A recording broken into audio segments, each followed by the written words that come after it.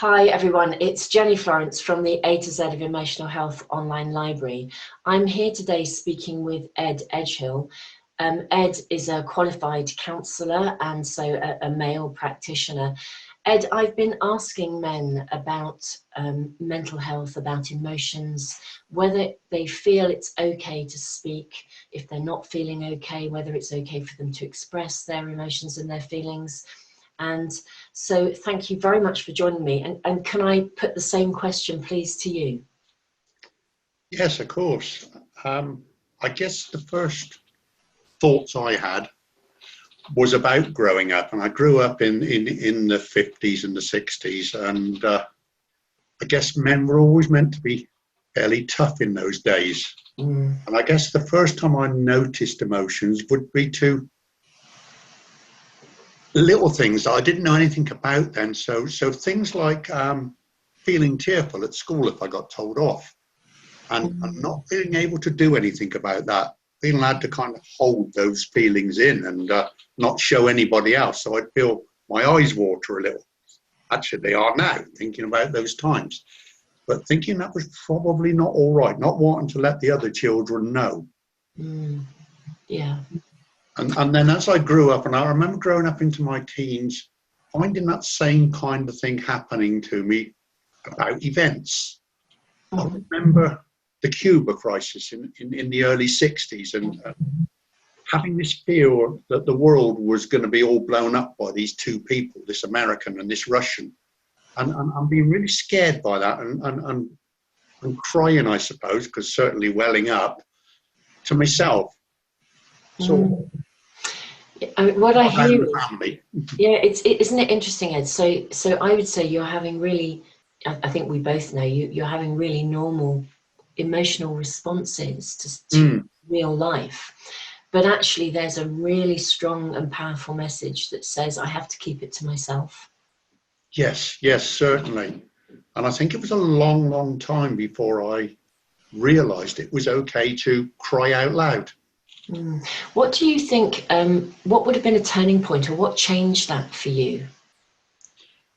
I think the biggest turning point in my life was when my marriage broke up and I brought up my two children on my own. And something changed in me.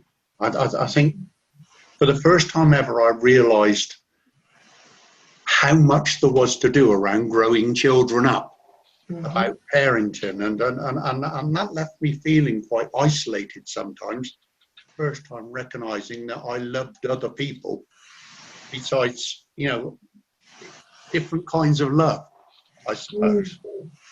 Isn't it interesting? I sometimes think that when we have children, it inevitably raises stuff for us. I know when I'm working with people, sometimes I say if they've had a difficult time at a particular age, when their children get to that age, they will often find parenting harder because, it kind of stirs some sort of deep-seated emotional residue up in the form of as I said, like an emotional memory. What's really fascinating, as you're talking, is it also highlights when we have children, it can open up our ability to love in a different way. And it raises all kinds of issues, doesn't it, really? As I said, the fact that I think parenting is one of the toughest jobs in the world, the fact that we're very rarely well equipped, it also does open us up, I think, to learning to love sometimes in a different way. Adversity, the breakup of a marriage, it is interesting. Lots of people I'm finding as I speak to them are affirming the fact that maybe a crisis point was also a turning point for them, providing they were able to kind of, open themselves to the learning from that experience. So there's a multitude of things, I think, I know we're keeping these conversations quite short, but actually, I could talk to you for hours about this stuff, because I think there's so many lessons to be learned and highlighted in what you're saying, actually.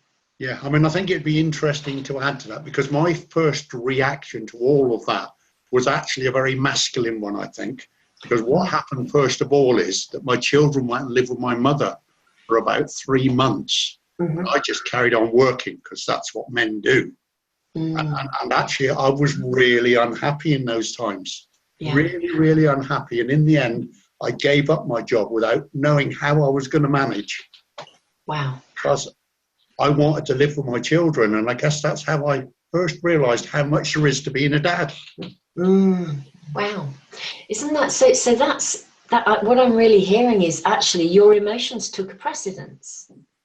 Yes, and I didn't know that it was the emotions that were driving me then. I They mean, kind of took over for themselves. Yeah, it's that care. Isn't that fascinating that at that moment, you know, the logical stuff that would have, I guess, been culturally acceptable, which is men go to work, which is very much how it was in those days. So men go to work, women stay at home. So your children go to your parents to be looked after, or to your mum, particularly, I'm guessing, and then actually, and you go to work. But the emotional, you know, connection with them, the need for that relationship, actually overrode what I would call the cultural acceptance and the logic that came with it. I mean, do you? And I am wondering whether that in itself became quite an emotional turning point for you. Oh, it certainly did. And remember, we've now got to the mid-80s when this all happened. So we've moved out of those maybe in the 50s, particularly just after the war. We've now moved into the 80s.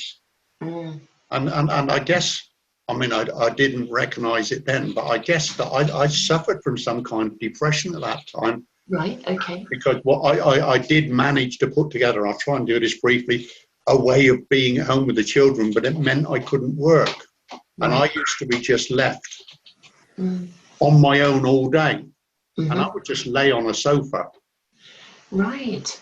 Gosh, so that is quite a form. I mean, you're now recognizing, looking back, that you were experiencing a form of depression, but probably didn't quite recognize it.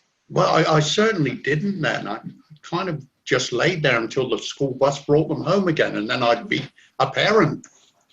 Right, gosh. And I guess that was what I had to do. That was my job. Yeah. Well, that's interesting, isn't it? So your job was being a parent, and that was a very big choice. I mean, I hear to launch into that, not knowing how that's going to be, but just knowing it's more important than anything is a very, very, very big thing to do. What I'm kind of quite curious about is that what you can now describe as depression. It's interesting because I suppose as a therapist, and you know, we can now have this sort of level of conversation.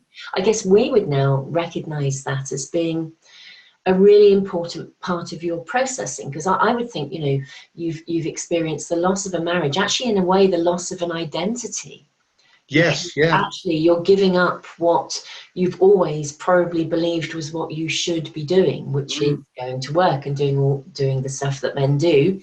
And for me, any transition involves a massive emotional process, just as a bereavement is an emotional process. It's not about logic, it's about emotion. And I think transitions in life are about emotion. They are emotionally laden. And it sounds as though, for me, you know, again, we'd have to have a far more in-depth conversation to go there, but it sounds as though the lying on the sofa, the doing the job of parenting, but then not knowing what to do beyond that, might also have been connected to grieving and the transition that you were having to undergo. And I wonder if there was a bit about that actually there wasn't anything else that I had to do, that I didn't have another purpose in life, first of all. So I just laid there. I mean, I was collecting support, what we used to call dole in those days, and I think that was quite an embarrassing and guilty thing to be doing. Yes, absolutely. And again, going back to I suppose the cultural expectations that men work, and part of a man's identity you know, is to be able to go out and be the provider. So I guess that's also quite emotionally conflicting. Yes, and emotionally laden. Do you know, Ed, there's some really fascinating, we could have gone off in this conversation, we could have gone off on so many tangents, all of which are completely relevant. I mean, I think anything we can do to help men understand that if they can get things out, if they can talk about them, then it's going to help. And that is sad. There are so many male suicides, aren't there? Significantly, Ed. I think one of the reasons for creating in my library a new page, although these conversations are going into the equality page, that is because, interestingly enough, I think although we look across the world, and in many instances you could sort of say that it's much more of a man's world and that women are not treated equally. As far as emotions go, interestingly enough, I think men are often at a significant disadvantage. And, with the pressures of today's life, we are seeing a massive increase in mental health difficulties across the board, but particularly in men. Absolutely.